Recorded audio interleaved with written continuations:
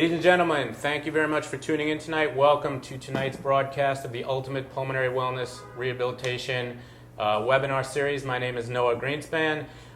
Tonight's guest, who I'm very honored to have with us tonight, is Dr. Joan Reibman.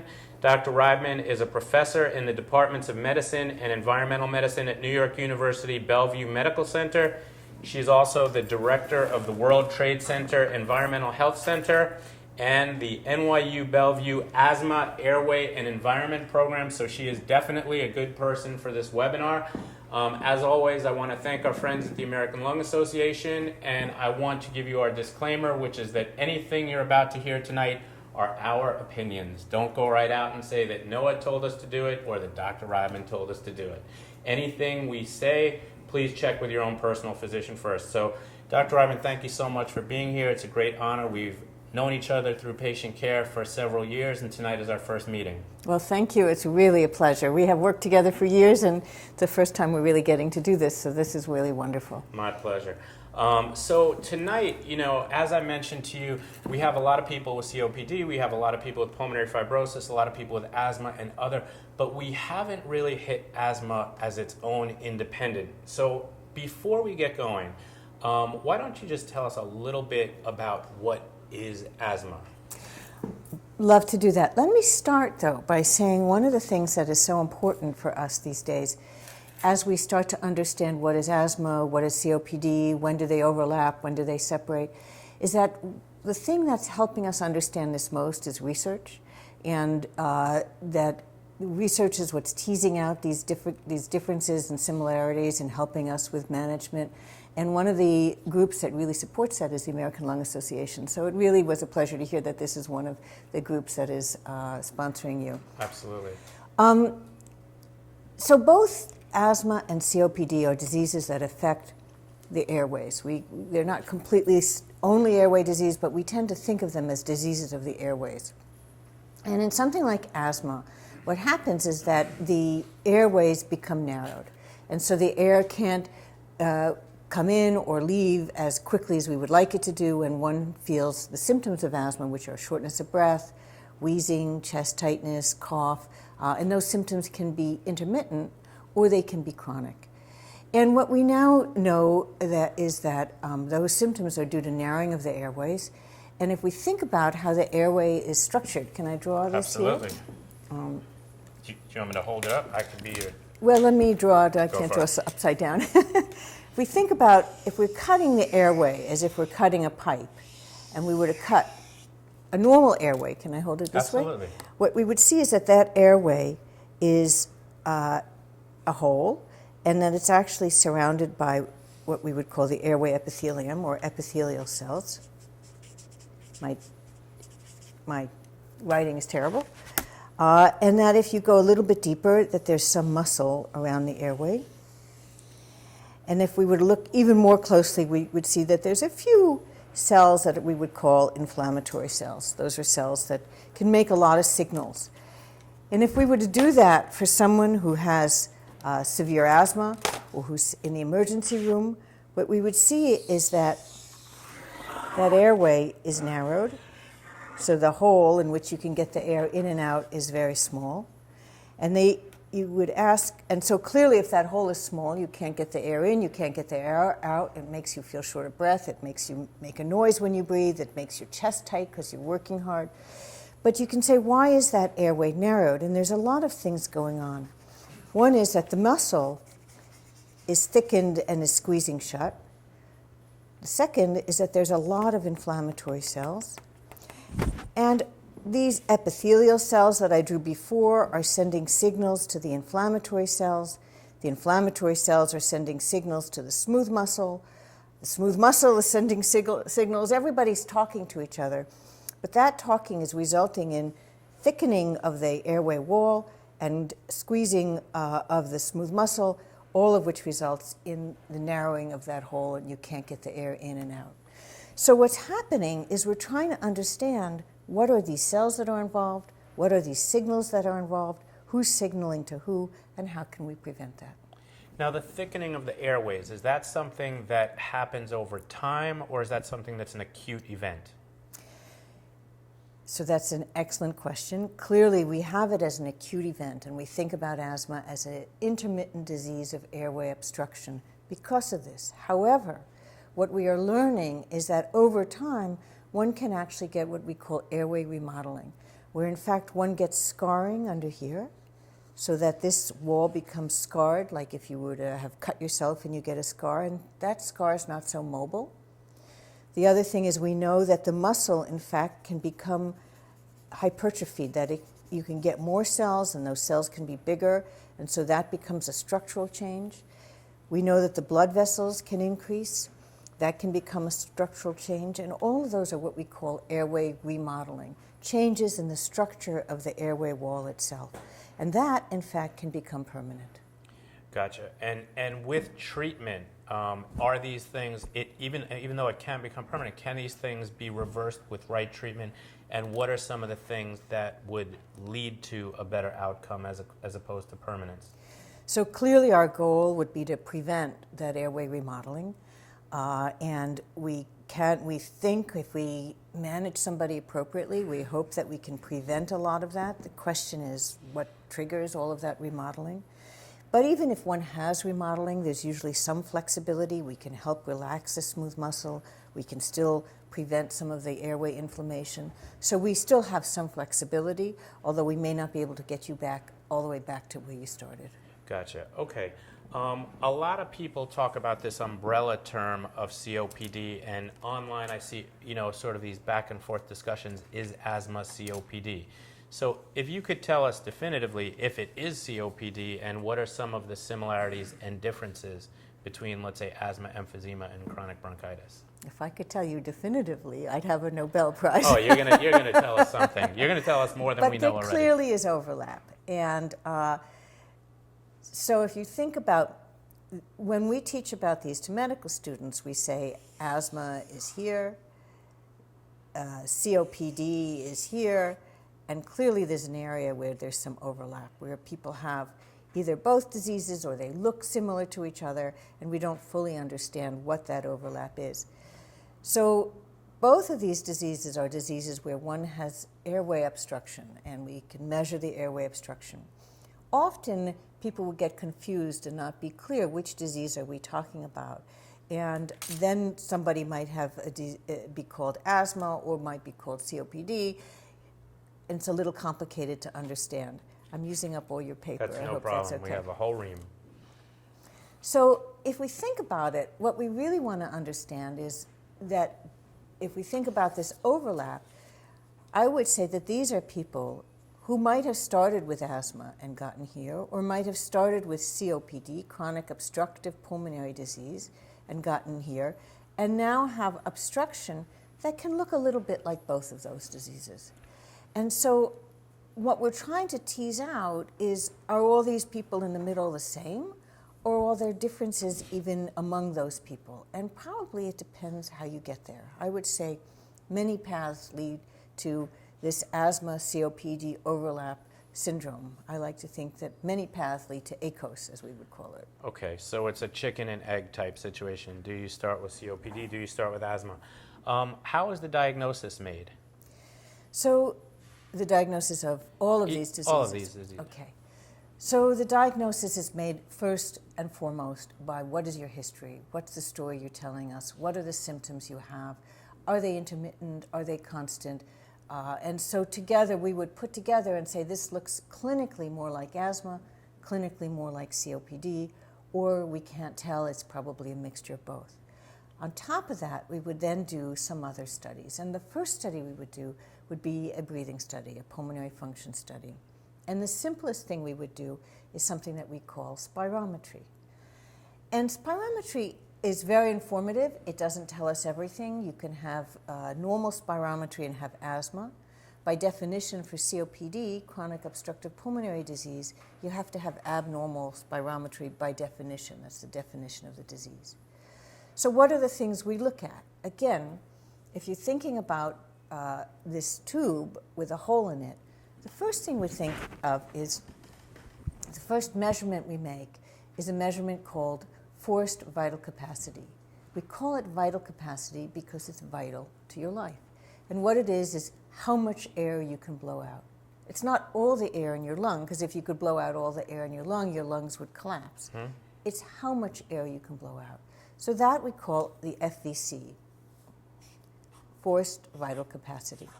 And that's one of the basic measurements we can do with spirometry.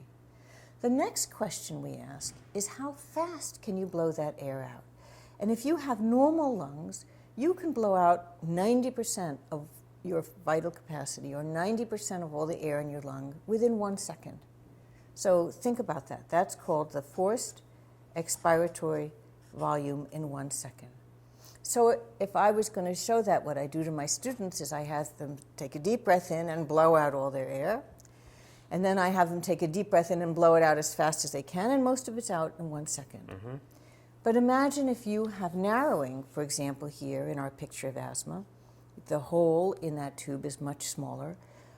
You can't blow that air out as quickly. So in fact, in 1 second, you're not getting all that air out. You have a reduced forced expiratory volume in 1 second. You can't blow all that air out as quickly in 1 second. So we look at forced expiratory volume in 1 second. We look at how much air you can blow out. And we also often look at the ratio. How much of your forced vital capacity can you blow out in 1 second? The FEV1 to FVC ratio. In asthma, we can see a reduction in the FEV1 to FVC ratio. In other words, the amount of air you can blow out in 1 second compared to your forced vital capacity is reduced. However, it doesn't always have to be reduced, because it can be an intermittent disease. So there might be a day when you're normal. There might be a day when you're not normal. So we would say there could be intermittent reduction in airflow. And we might be able to say, if we give you a medicine to relax that muscle, we can in fact make it better. So we could say there's a reversible airway obstruction.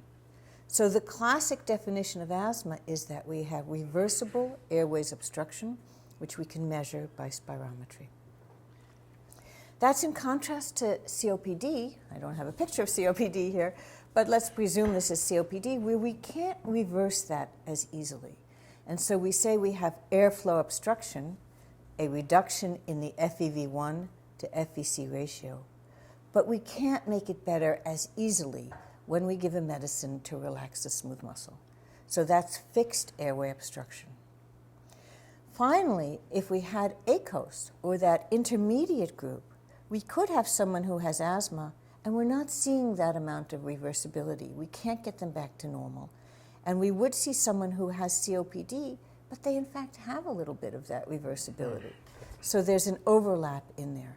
So that's where we get confused. What disease are we talking about?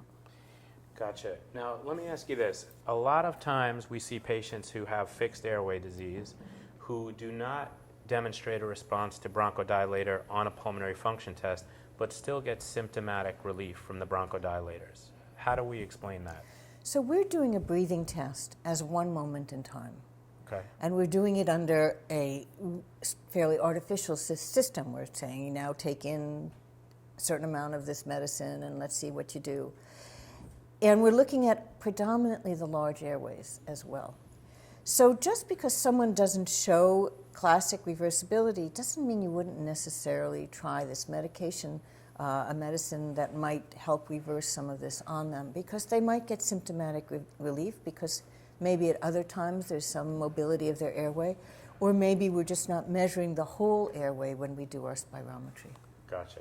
So if I could just recap to make sure I understand it. So when you're doing a pulmonary function test, we're asking people to take the deepest breath in, blow all the air out. That amount of air is their forced vital capacity. Correct. And of that vital capacity, 90% should come out in the first second, and that's your FEV1. Right. What's a normal ratio of FEV1 to FVC? The ratios can get debated. They change depending on your age. All of these have predicted values depending on your age and your height, race, ethnicity. There are variations in there. Our normal values have changed. What we compare them to has changed over time. So you always have to look at them in a context of what is your reference value. And your ratio also can change a lot with age. The definition of obstructive lung disease is a ratio that's less than 70%. Less than 70%. Okay, gotcha. And then again, just to make sure I understand it, so the difference between what you would call classic COPD versus asthma is that on the pulmonary function test, the asthma is going to show an improvement with bronchodilator. Yes. And that's reversible airway disease. That's the standard classic definition. But again, you might have someone with asthma who you don't see that obstruction at that moment in time. Gotcha. Or you don't see that reversibility at that moment in time. We could then go and do other studies to help make that diagnosis. So this is, again, we're looking at classic definitions. People don't always fit in that definition. Right, thank you. And what are the basic treatments that an asthmatic can expect to see who'd come through your center? So again, if you think about this picture where we have all these cells signaling to each other, the first medicine that we would give every asthmatic would be what we call a short-acting bronchodilator, Okay. a metered-dose inhaler that is a beta agonist that relaxes the muscles quickly. Gotcha. And every asthmatic will get that, and we will teach every asthmatic how to use it correctly, how to breathe it in correctly. Most of our patients will have a spacer so that they can use it with a spacer, get it to the right areas. And for most people, we'll say to take 2 or 4 puffs of that short-acting beta agonist. It's usually albuterol, and it comes in a variety of commercial names, to use that when needed. So it's not a standard medication, it's to use it when needed. But if you think about it, that will relax the smooth muscle here. But we know that the wall is thick because there's a lot of inflammation, and that's not going to affect the inflammation. That's just going to do the muscle. So most people, if they're beyond mild disease, will need something else. And at that point, we're going to start attacking the inflammation. Gotcha. And the most potent medications we have to date for that are corticosteroids. And everybody hears that word, and everybody shuts off their video right now because no one wants to hear about corticosteroids. And the thing about steroids is that they are the most potent anti-inflammatory medicines we have. And they have lots of really good effects, particularly for people with asthma, even COPD. And they have lots of really bad effects. Sure. So our goal is to give them in a way that we can optimize the good effects and reduce the bad effects. So one of the ways we can do that is we give them by inhalation. We give them by breathing. So we target them to the lung. Mm-hmm. And the other way is to do it in a way that we get them in the right place and to use the least dose that we need. And sometimes that takes a lot of give and take with the doctor and with the patient. So we have our first one is to give you short-acting bronchodilator for fast relief. The second, for most people, and I can't write upside down, with most people who have more persistent disease, would be to give a medication that fights the inflammation. We call these short-acting agents, we call these controllers. Gotcha. And what about the long-acting beta-2s? Are those something that are often given for asthmatics? Mm-hmm. So these would be our step 1, our step 2, and if we don't, I can't make a 3 upside down. Okay. If we can't get control with that, then we're going to add another medicine, and that would be something that works slowly on the smooth muscle to keep the smooth muscle relaxed. It doesn't fight the inflammation, so we like to use them together because there we're getting a twofer. So Gotcha. These medications, when we're combining, we usually always give a medication that is a combined medication. Gotcha.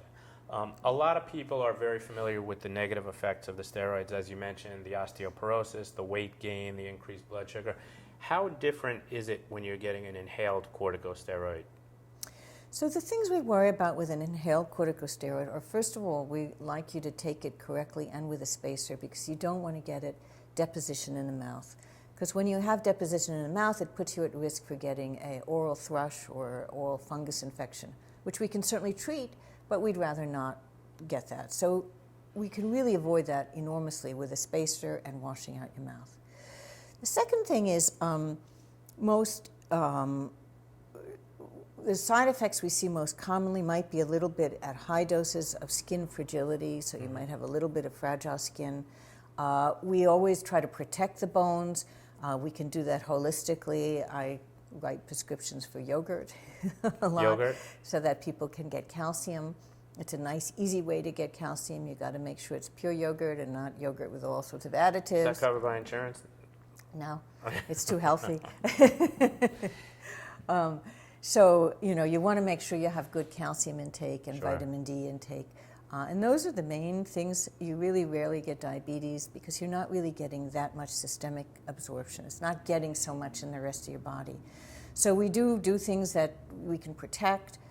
Calcium is a very big and important thing, particularly for postmenopausal women. Gotcha. Okay, so I have a question from the audience, and Cynthia is asking about the overlap between bronchiectasis and asthma. Is that something that you see a lot? Yes, so let's come back to our pictures of the air tubes. Okay. And let me draw, so if I were to draw a cut, so let me draw how you breathe. So you breathe down your trachea divides into your major bronchi, and those divide into many, many airways, and I'm drawing 3, but clearly there are hundreds in both sides. If you have and that the airway itself can narrow, and that can be because you have COPD or you have asthma. Both of those diseases can be associated with damage to that airway, and that damage can be due to an infection or an underlying disease. And what can happen is those airways, instead of being nice tubes, become sort of floppy and dilated. And that's what we call bronchiectasis. Bronchi is the air tube, and ectasis means dilated. Mm-hmm. So that's bronchiectasis. And we can see people who have a combination of bronchiectasis and COPD, or bronchiectasis and asthma, or just bronchiectasis alone. If you had 2 key pieces of advice for your asthma patients or your asthma COPD patients, what would those be in terms of taking the best care of themselves? So COPD is easy. Don't smoke. Okay. Avoid other people who are smoking, and really don't smoke. That's a very key one. Since COPD is not the only, smoking is not the only cause of COPD, but it is a major cause of COPD, and one that, in fact, we can do something about.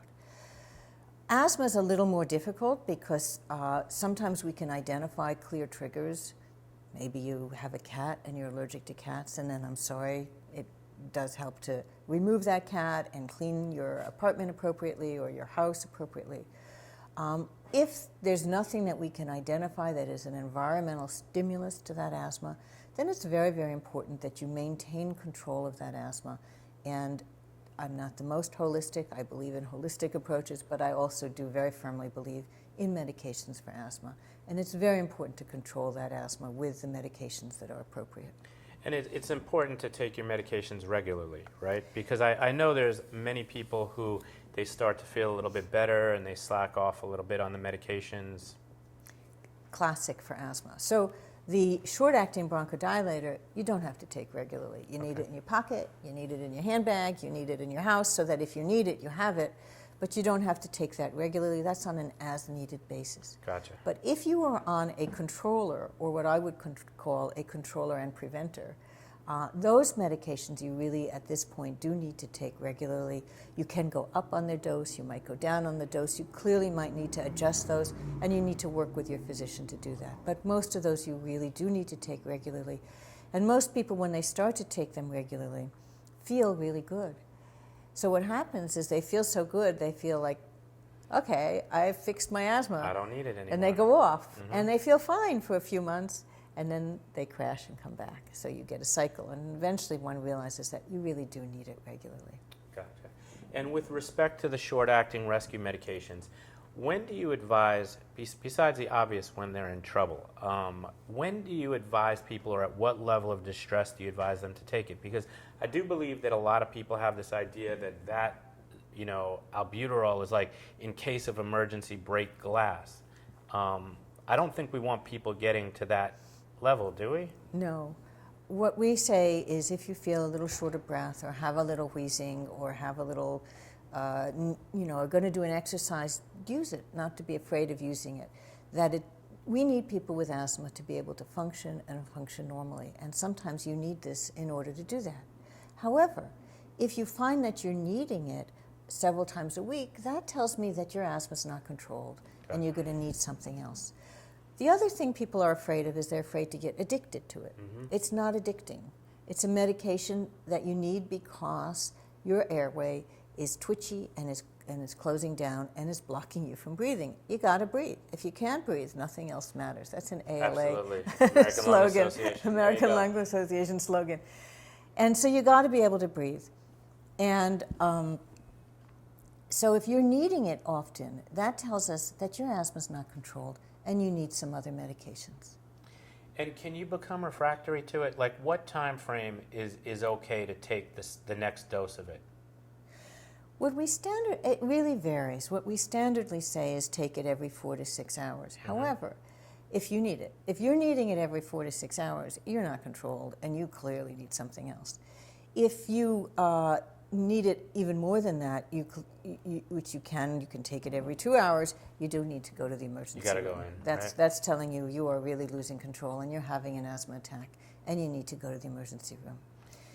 Some people will use this with a nebulizer, with a machine. Mm-hmm. We tend not to give nebulizers in our program. Why is that? Mostly because we feel that if someone has a metered dose inhaler with a spacer and is using it correctly, that it's as efficacious as a nebulizer and you don't need that extra machine. The other reason we tend not to do that is we are a little concerned that people will say, well, I'm going to use my nebulizer, and all I'm going to do if I go to the emergency room is get the nebulizer, so why should I go to the emergency room? And we really feel if someone is using this, has used it every 20 minutes 3 times or even 2 times in our patients, that they should go to the emergency room. You're in a jam. It's not getting better from that point. I think a lot of times I hear people that are afraid to use these things because they think that it's going to really skyrocket their heart rate. And we've seen hundreds of people here on EKG, and I don't think I've ever seen that. Is that something you'd be concerned about? Yes. Well, yes and no. We do know that when you use the beta agonists, albuterol, that there are some effects on your heart. It can make your heart beat more rapidly. Mm-hmm. And that's why for most people it's fine. They can tolerate that. But we don't want you using a lot. And the key thing is to become controlled so that you don't need it so much. Gotcha. Okay, thank you. Let's switch a little bit to outdoor environment, allergies. Living here in New York City, you know that we can be assaulted by any number of different substances while walking in the street. We have a lot of people out west who have been dealing with wildfires or mold. If we could just go a little bit in terms of what people can do to prepare for these outdoor exposures, and then we'll take it inside for inside exposures. So you've discussed a whole range of outdoor Absolutely. exposure. We have all 50 states here, so we want to make sure everybody's represented. Okay, let's start with allergies. Okay. That's sort of the easy one. So what is an allergen? An allergen is often a protein. Doesn't have to be a protein, but usually a protein that comes from a variety of things. So those things can be trees. So, for example, in the Northeast, March, April, May, we know that a lot of those trees are making tree pollen. After that, we know we have grass, and a lot of those grasses are making pollen. We are ending our hay fever season, or we're still in the hay fever, where we have ragweed, which is making pollen. And pollen is a protein that you can breathe in to your lungs. Now, pollen can land in your nose and give you nasal allergies if you're allergic to it, or get deeper in your lung and give you asthma if you're allergic to it. And that's because of an interaction. You might have noticed I'm a picture drawer. Absolutely. You want some colored markers too? No, I'm good. Okay. Because your body makes a protein in some people, if you are allergic, called immunoglobulin E. It's called IgE. And that's a protein. And if that protein is in the right place in your lung or in your nose or in your eyes and finds the right allergen, it can bind to that and bind to one of these inflammatory cells and cause that cell to become active and send a signal to other cells so that you cry, or you smooth muscles so that your lungs close up, and you can develop an allergic reaction. That doesn't happen to everybody. So not everybody is sensitive to these allergens. But if you are sensitive and you have that IgE, this could be one of your responses. Those are outdoor allergens. There are also indoor allergens. We call those cat, dog, house dust mite. Any of these little proteins can come from house dust mite, different from bed bugs. It's a different type of organism. It's sort of like a spider kind of organism. You can't see them though. And those are indoor allergens. So the outdoor allergens are usually seasonal, you know, tree season, grass season, hay fever, ragweed season. The indoor we call perennial because they could be around all the time. So those are sort of one of the environmental exposures that you can have that's an allergen exposure. And not everybody is sensitive to those. But turns out that if you have asthma, you can be sensitive. Even if you have COPD, some people with COPD might be allergic as well. And those are people who could perhaps end up in that overlap group as well. We then have other outdoor exposures, and those are the pollutants. And those are very complicated, and there's a lot of debate about what do they do to your lungs. And those can be ambient pollutants such as particulate matter. Those are particles. They can come in big sizes and little sizes. We call them PM10, PM2.5, or ultrafine.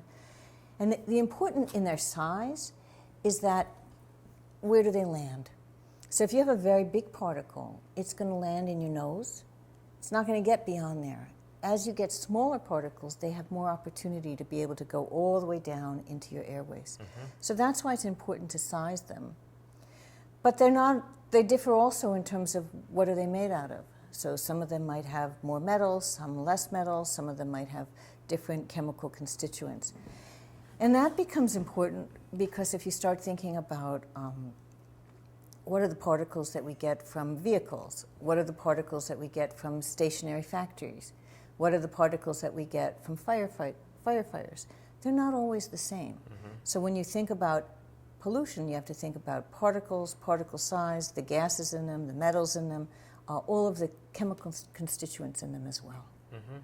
And what do you advise people? So for the person with brittle asthma or the person who's very sensitive to these particles, do you recommend that they wear masks outside or how do they deal with that?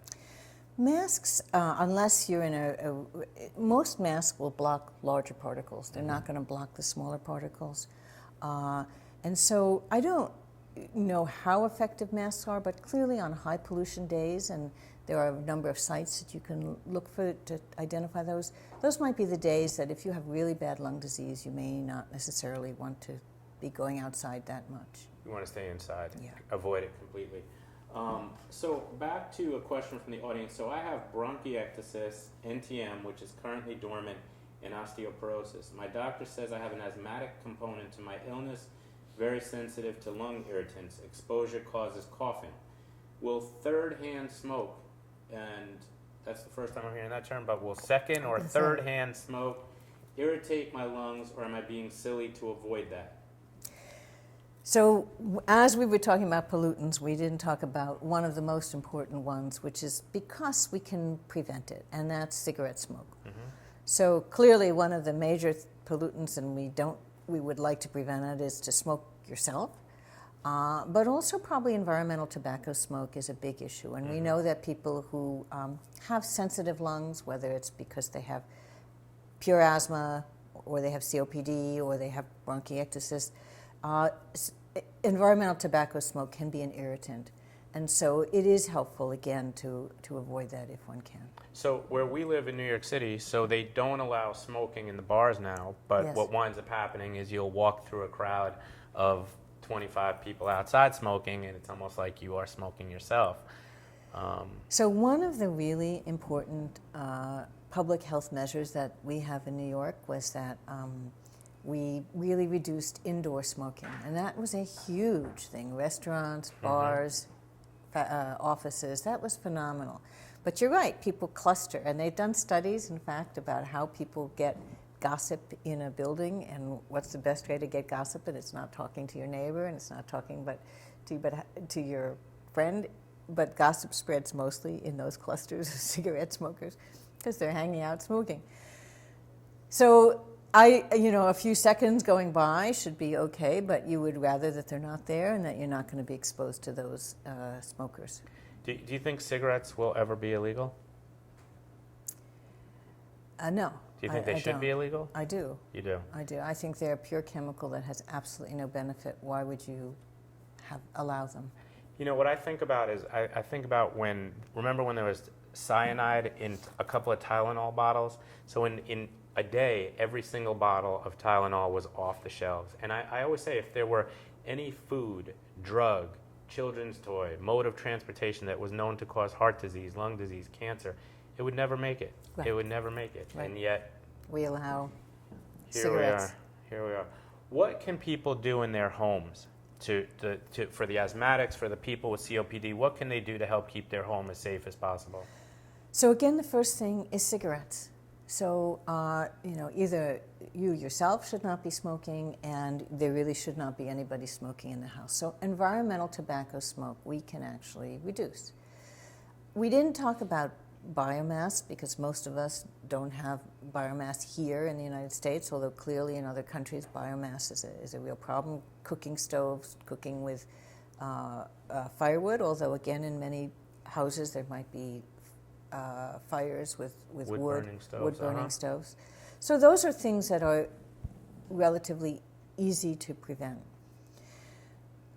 If one is allergic, if one's not allergic, it doesn't matter, but if one is allergic, one should reduce exposure to those allergens, so that means cats and dogs. And there is no such thing as a non-allergenic dog or non-allergenic dog. There is a genetically modified cat that doesn't have FeLD1, which is the allergen. They look sort of weird. But for the most part, there is no such thing as a non-allergenic cat or dog. There's some people say, oh, my dog has fur or hair. I can't remember which way, but it's really the skin on the animal that has the dander, and that's the protein. What the hair does is allow the dander to travel, but it's not the hair itself, it's the dander. So you might have to reduce that. Now that can be hard. Once the animal is out, the dander is still around. So then one wants to damp mop or mop with those claws that have, whatever they are, that don't spread it around.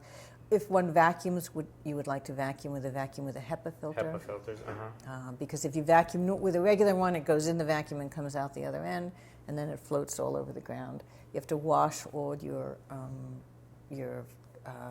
sheets and anything that you can wash. So it can be hard to get the dander out once you have had an animal. I have a dog and a cat. I usually have 2 dogs and 2 cats, and I'm allergic to cats, but I won't get rid of my cat. Yes, you're like many people. Yeah, like many people who, and it's like getting rid of your brother or your sister. But I find that using an air purifier helps a lot, particularly ones with UV sterilizers and the HEPA filters. It's not perfect, but... So what you're doing is you're reducing the dander load. And again, if you wash your sheets frequently, if you don't put fabric on your chairs that are easy for the cats to settle on, but that dander is going to be everywhere. You try to reduce it. There used to be a study that said if you wash your cat once a week, you would reduce the dander, but I've never seen a cat that would let you wash them once a week. I was going to say, if you wash your pet often, it does. And my cat actually does like the shower. But I do agree with that. Here's a question from the audience, from Pat, and it's a little different than what we've been talking about, but is there a benefit to liquid vitamins versus pills? I wouldn't know the answer to that. Okay. I would say the important thing is it is important to keep yourself healthy by healthy eating, by eating the right foods, and by exercising. Gotcha. Are there any exercises that you think are better than others for people with asthma? That's a really good question, and I don't know the answer to that. I think the key thing is that one should exercise, that one must be physically fit, and you should be able to do most exercise. That doesn't mean necessarily you're going to run a marathon, sure, but you should be able to do most exercises. That it's really important to keep your bones and your body in shape for asthma and for COPD. Sometimes with asthma or even COPD, it might help to use your short-acting bronchodilator before you exercise. It might enable you to do that exercise more easily. I don't think extremes of exercise are particularly good, but I think certainly most exercises are good. Gotcha. We believe here at the Pulmonary Center that you can actually relax the airways if the exercise is done right. And by done right, what I mean is that, very gradual warm up. So if we were to get somebody to all of a sudden start walking very quickly on the treadmill, that might actually increase the bronchospasm, whereas if we can build them up over time, we can actually get the airways to relax. And sometimes it takes 20 to 30 minutes Yes. before those airways start to relax. Yeah. But almost always the people say they feel better after the workout. Let me ask another couple of questions from the audience. Are peak flow meters still commonly used for help controlling asthmatics? Peak flow meters are a very important tool and a device. So for those of you who don't know, a peak flow meter is a little tube that you blow into very hard and fast and quickly and can show us how fast you can blow. It's a little different than the FEV1 we talked about, but it's got some similarities. So it's a tool that tells us, again, how it's a piece of information, can help us tell us how good you can blow out your air. So we use them a lot. We use them for two things. We use them because if you know your personal best, it helps us know, are you there, or are you getting worse, are you getting better? We use them a lot at home because they can help people tell whether they're starting to have a little bit of an asthma exacerbation or an asthma attack. We like to teach a lot about understanding early warning signals of asthma because, as we said before, you could be normal and then you could suddenly have an asthma exacerbation. But very often there are signals that tell you that that's happening. Those can be certainly your symptoms. You start noticing you're getting just a little more wheezing or just a little more shortness of breath, or you're starting to need your fast relief pump a little bit more. Or if you do your peak flow might be falling. And all of those put together say, something's happening to my lungs, I better do something quickly so that I can prevent myself from getting a full-blown attack. Also, I think that it's important, a lot of times people will limit their activities. So they may not be necessarily more short of breath, but maybe they're not walking up and down the stairs as much, or they're taking a different route to work. Now, what about the difference between when should the patient call you versus going to the ER? Can I first come back to the limiting your activities? Absolutely. Because that's a very, very important point. We had, for example, a patient who was admitted to our hospital. She was a woman who was about 30, and the resident said, she just had an asthma attack, and normally she's just fine. And if you went and you really questioned her, you would say, one of the things we look at is not only symptom frequency, but functional status. What are you doing? And actually, if you talk to her, she said, normally I'm fine. And then you say, well, what do you do that's so fine? She says, well, I don't actually do much. I used to go to the gym, but I stopped. So I said, well, why did you stop going to the gym? And she said, well, because when I went to the gym, I got short of breath. So it's really important that people continue to remain active and understand if they can't do those activities, they need to gain better control of their airways and of their disease. What about patients who are terrified to go to the gym? Because they say, I think a lot of times people are afraid they're going to get locked up, and that's going to be the big one. They have this fear they're going to fall down on the street. Again, you really have to work with your doctor because everybody's going to be different. There are some people who can go to the gym, and there are some people who exercise might be just walking a little bit. It really is going to be individually oriented. But it is important to try to keep exercising and to try to do stuff. And you might do that by maybe needing some more medication or by doing pulmonary rehab to get yourself back in shape. Shameless No, plug. it's very, very important. So all of those can be, or by doing certain exercises, all of those are really, really important. Another question from the audience, do asthma attacks happen more during sleep or more often during the day? It's an excellent question. We know that there are circadian rhythms, and actually that has to do with hormones, inflammation, all of which can cycle during the day and during the night. And many people with asthma will notice that they might wake up suddenly at night and have a little bit of shortness of breath or wheezing. 3 a.m. in the morning is a sort of witching time for some reason. Or they might wake up first thing in the morning and realize that they're short of breath and wheezing. But one can also have attacks in the daytime. So again, it really depends on the individual. But one of the markers we look at for someone who's losing control is how many times at night are they waking up with asthma. And what about the correspondence between, let's say, asthma and obstructive sleep apnea? So how often should an asthmatic get a sleep study? Not every asthmatic needs a sleep study. Okay. But there are asthmatics who might notice that, in fact, it's not wheezing, it's snoring, that, in fact, they are waking up at night abruptly, or that they have daytime somnolence. In other words, they're very, very sleepy. And the two of them can coexist. One can have sleep apnea and asthma. Gotcha. Okay, we're going to another question from the audience. What about secondhand smoke from marijuana? And we're not talking about personal experience. We're not putting it on the spot. But is that as much of a trigger as cigarette smoking, or is it any less dangerous than cigarette smoking? You know, we don't have quite that many studies on marijuana, and I don't really know. It goes back and forth. I don't really know the answer to that. Okay. Again, anything that's going to be an irritant, and that includes marijuana, is not going to be good for your airways. Someone who has asthma has very hypersensitive airways. Weird things can set them off. Fumes, irritants, cleaning fluids, for example, ammonia, Clorox. And marijuana smoke is also an irritant. And while I'm in there, let me say something else also about... E-cigarettes?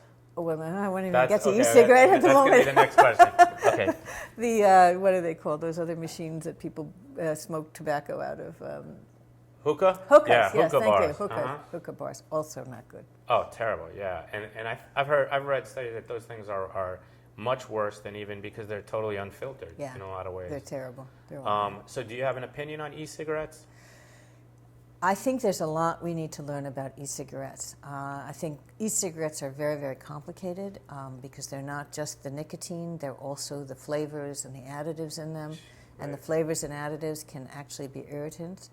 I think e-cigarettes do have a use in someone who is a real nicotine addict, and it may be a way to get them off of their cigarettes.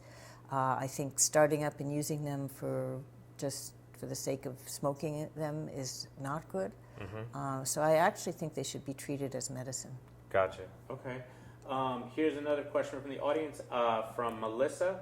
I live in an older home that has a lot of rot and moisture, which continually causes black mold in my home. My question is, what would you recommend I should use to keep the walls washed? I usually use bleach and water. So bleach is a good way to kill mold, but it is also a high irritant. So if you have underlying lung disease and you are exposing yourself to bleach, it can be quite, can cause a lot of symptoms, and so it may not be healthy for you. So I would suggest that you actually have a professional come in and deal with the molds in your house and have them deal it. And mostly importantly also to understand where is this leak coming from and can you then reduce that leak. And mold is tricky because it comes back. Yes. You know, I know my family's home was in Rockaway Beach, you know, pretty much destroyed by Hurricane Sandy, but there are still people out there fighting mold. And, you know, and unfortunately I think there's a lot of scam artists out there who are preying on that, who say, yeah, we could take care of your mold, and they really don't have any way of taking care of your mold. Mold is very tricky and very difficult to get rid of. There are people who are scam artists, but there are also people who are very good at remediating that. But again, if it's coming back, one has to say you have a situation in which it's nice for that mold to live. So there's a leak or there's moisture, and if you can reduce that, that's helpful. There are paints that are a little bit more mold resistant right now. So again, those are good to use. But if this is coming back and you have it, I think you really do need professional help. And you mentioned, you know, people using these different household products. You know, a lot of our clients, a lot of our viewers live alone. I mean, what are some advice? They have to clean their own home. They don't have a choice. Are there specific products that you recommend over others, ventilation, things of that nature? So if you have underlying lung disease, COPD or asthma, Many of the products out there are irritants. Okay. So anything that has ammonia or Clorox is an irritant, and all the fragrances may be irritants as well. So again, I would suggest to avoid those. Many of our patients love like Tilex. It's great on tiles. It gets rid of all the grime, and it's really an irritant. So I go more for some of the, first of all, fragrance-free as much as possible, and second of all, more of the more eco agents, which tend to be a little less irritating. Okay, thank you. Can you talk a little bit about whether or not there's a connection between stress and asthma? So this is a sensitive area because in the old days, people used to think asthma was psychologically induced and it wasn't really a disease. It was all because you were just anxious. Now we understand it's a real disease, but we also understand that anxiety can be a trigger for asthma. We also understand that if you have asthma and you can't breathe, you can be anxious. Absolutely. So that there clearly is an interaction between both of those. Cyclical, okay. And what about a connection between, let's say, weight loss or weight gain and asthma? So again, one of the things we're understanding is I drew you a picture of simple asthma, but we know that asthma actually comes in a variety of shapes and sizes. It's heterogeneous. And we do know now that that obesity can be related to asthma, and that people who have asthma and obesity, there's something in terms of the lipid cells, the cells that make fat, that send off a inflammatory signal, and that obesity itself can participate or contribute to asthma. So we actually really do a lot of work on people who are obese in trying to help people lose weight, certainly through dietary measures and through good eating habits, but also at times we will send people for bariatric surgery. Really? And at what point do you do that? What kind of weight loss do they need to go for surgery? There are standard criteria now for bariatric surgery, and it's a big deal, and we're not going to send anybody just like that, but in someone who we cannot control their asthma, they may be requiring steroids all the time, which we would like not to give them. They have a BMI that's 35 or 40 or more, many of them more. We have tried dietary measures over and over again. That's somebody we might send. Gotcha. And that leads to another similar question. So what, if any, are the repercussions of taking controllers, inhaled steroids like Flovent over the long term? So again, every medicine has a good side and a bad side. And we will try to get somebody controlled and then figure out how to step down on the medicine. In fact, the American Lung Association Asthma Clinical Research Centers, or now called Airway Clinical Research Centers, is in the middle of ending a study actually asking how should one reduce those medicines? How's the best way to reduce medicines? Because our goal is, of course, to reduce medicine as much as possible. However, if you can't breathe, you need those medications. So the goal is to take them safely, hopefully by inhaling them so you don't get it to the rest of your body, and to use them appropriately. And what about the role of oral steroids or IV steroids in asthma? So steroids are the best drugs we have for asthma to date. They're not the only drugs, but they're the best. But they have a lot of side effects. So if we would have somebody who is on their medication, despite their medication, is either having uncontrolled asthma, that is, they're needing their fast relief medicine frequently during the day, they're having an increase in their symptoms, we would then use what we would call rescue prednisone or rescue steroids for short course, sort of high dose, short course, get somebody on it, get them off it, so that we can control their asthma. Gotcha. Now you had mentioned the overlap between asthma and COPD. Here's a question that says, and I understand that it's not a clear cut, but the question from the audience from Rena is, to be diagnosed with ACOS, does the asthma have to be persistent, constant asthma? And they're really, I guess, persistent, so constant. You're asking a question that we're all grappling with, which is how does one really diagnose somebody with ACOS? And really what we're saying is that we don't know, but what we think is that it's somebody who has chronic airflow obstruction. You may not always feel that. I'll come back to that in a minute. Chronic airflow obstruction who had asthma and has chronic airflow obstruction. You may not have symptoms all the time, but you might have now done remodeling in your airways so that if we were to measure it with our spirometry, you would see airflow obstruction. Now, having this airflow obstruction, everybody senses things differently. So there are people, in fact, who have very, very severe airflow obstruction and don't feel it. We, for example, today had a woman come in for a study, and in order to get into the study, she had to be very symptomatic and have airflow obstruction. So she had the airflow obstruction. Her forced expiratory volume was 50% of what it should be, but she didn't feel it. She was so used to having that airflow obstruction that to her that was normal and she wasn't going to feel it. Meanwhile, there are people who have normal lung function who are very sensitive to that and very symptomatic. So all of these things are pieces of a picture that we really need to put together. And a question that a lot of people ask a lot is they talk about the staging of COPD. How important is that? How often do you use that? Because in my experience, I've seen people with stage 4 COPD who make, who have very good rehab potential and who can make, excellent progress. And I've seen people with stage 1 who are extremely symptomatic, as you just mentioned. How much do you use the staging system? We use everything, and we use the staging system, but we don't say it's the whole story or the only story, because people are individuals, and we know that there's heterogeneity in asthma. We know that there's heterogeneity in COPD. All we're doing for that staging system is saying, what's your lung function, what's your functional status, what are your symptoms? But that doesn't tell us a lot about the underlying process of the disease. And so, in fact, people can do better. And we do believe that that exercise helps, that medications help. We also, I believe that, in fact, we probably diagnose COPD a little too late, that people who have normal lung function and are smoking are really setting themselves up for COPD, and we should be looking at those people as well.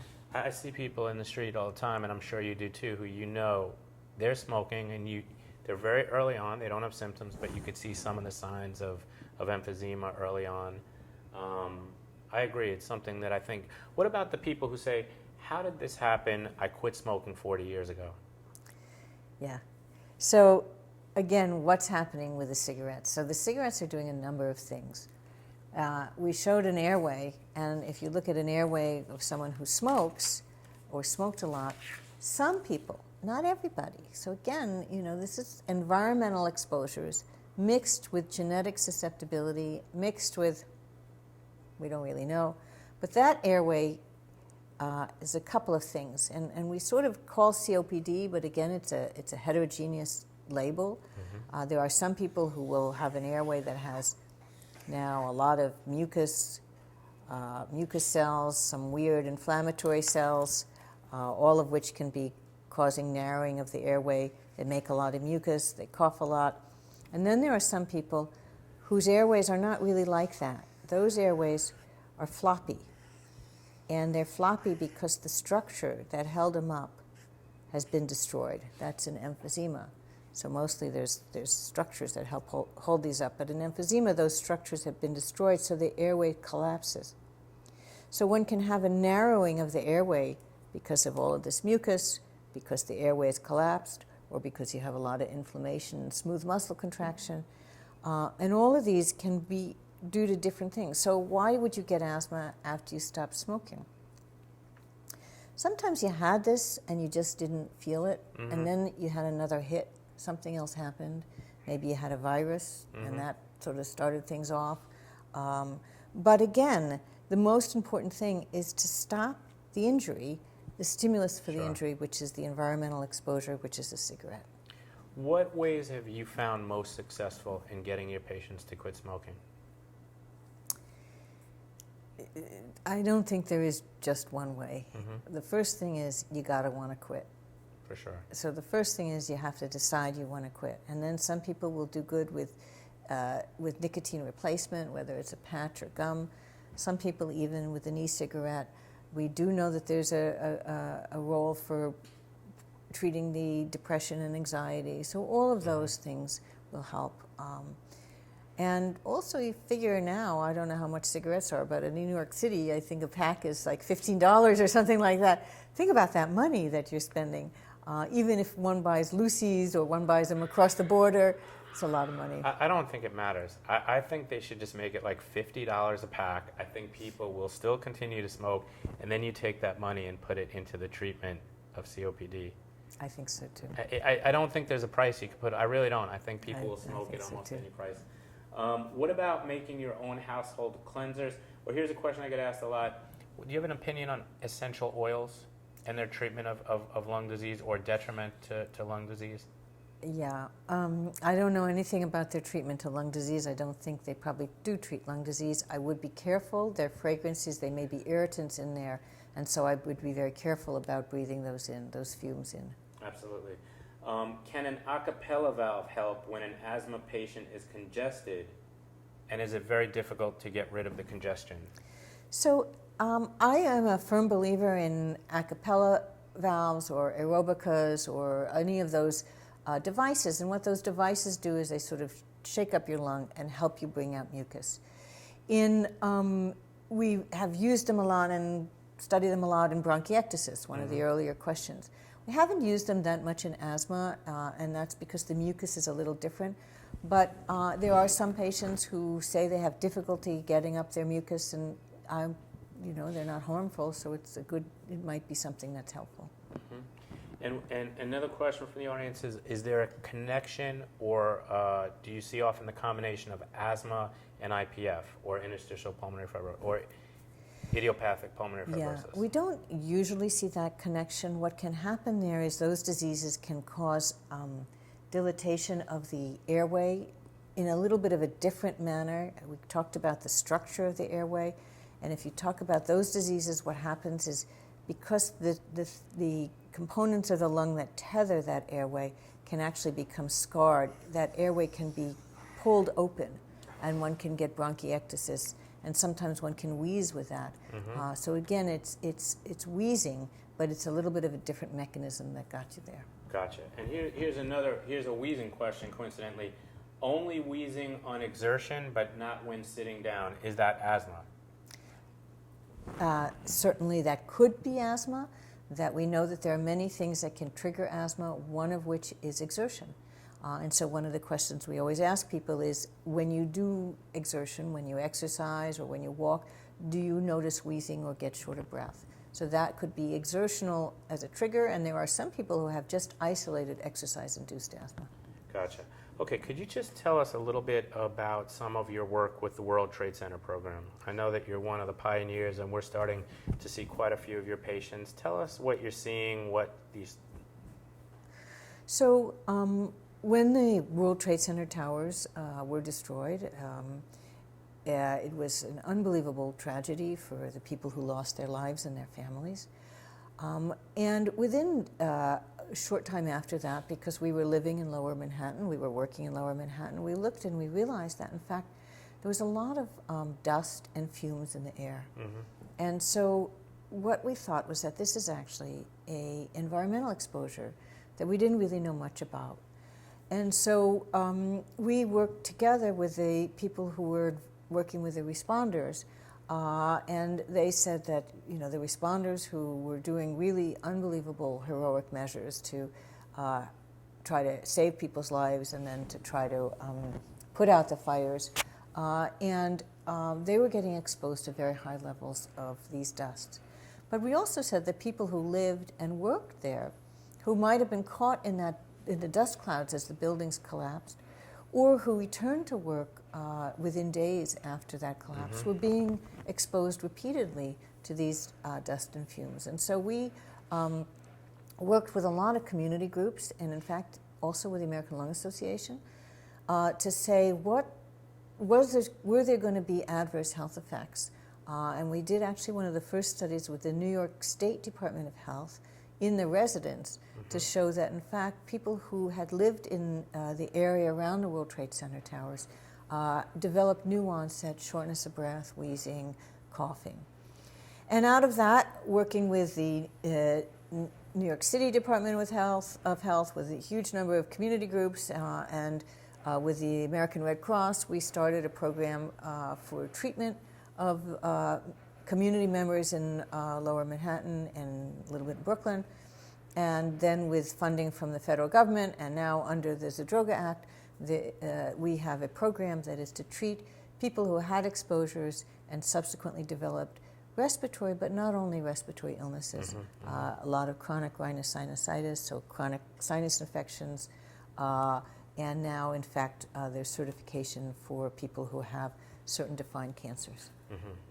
One of the most prominent things that I remember from that day is that my team was on the West Side Highway at one of the staging areas, and I just remember the number of construction workers and iron workers that were going down to the towers in shorts and t-shirts, no masks, and it just was so striking. And I remember, hearing that the air is safe. And in fact, I was interviewed by Discover Magazine, and they said, what do you think is going to happen? I said, I don't think we're going to know for 10 years. I said, this isn't going to be the kind of thing that, I think someday you're going to have something called 9/11 lung or something, of that nature. And so a lot of the responders, rescue workers, were exposed to massive amounts of dust and fumes without any protective gear. Even if they had protective gear, it was very difficult for them to wear because it was, first of all, it was very hot. Second of all, it's very difficult to wear those masks, and they tend to get filled with dust. And a lot of the people who lived and worked down there were exposed because the EPA, Christine Todd Whitman, came and said the air is safe to breathe. Absolutely. So I didn't want to mention any names, but but what it taught us is really that one has to think about environmental disasters, and that one should be proactive in terms of preventing exposures if one can.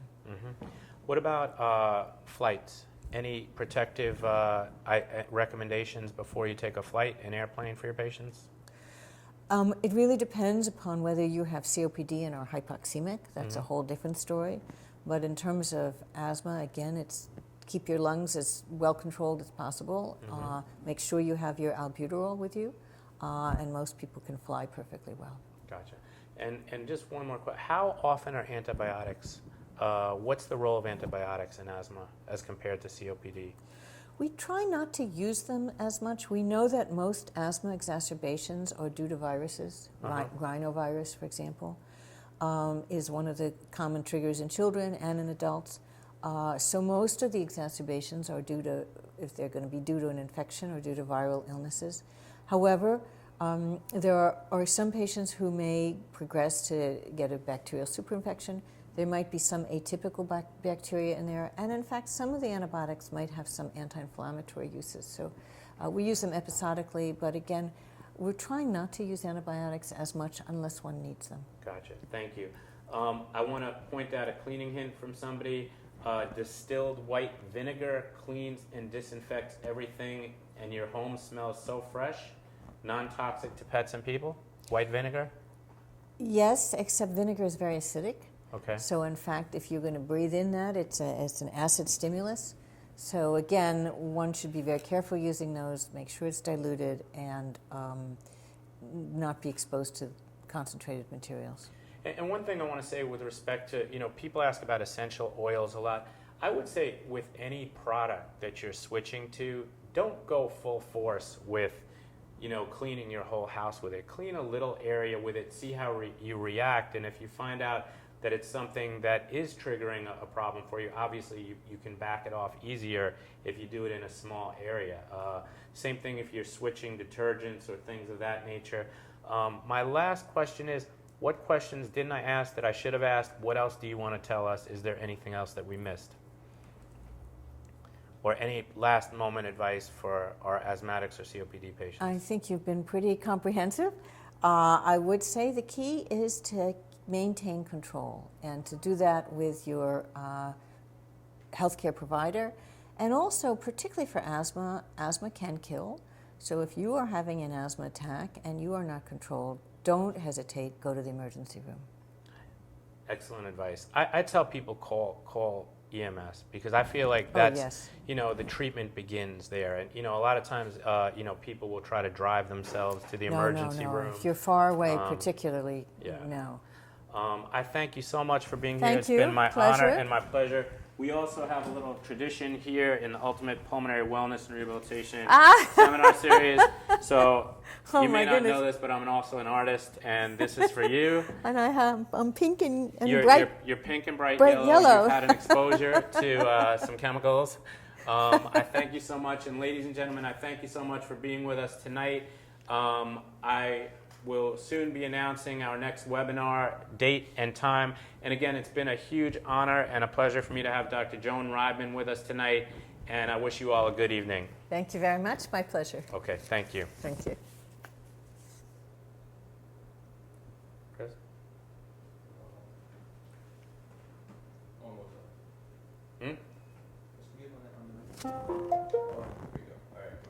All right, that's a wrap. Thank you so much. That was really great. I think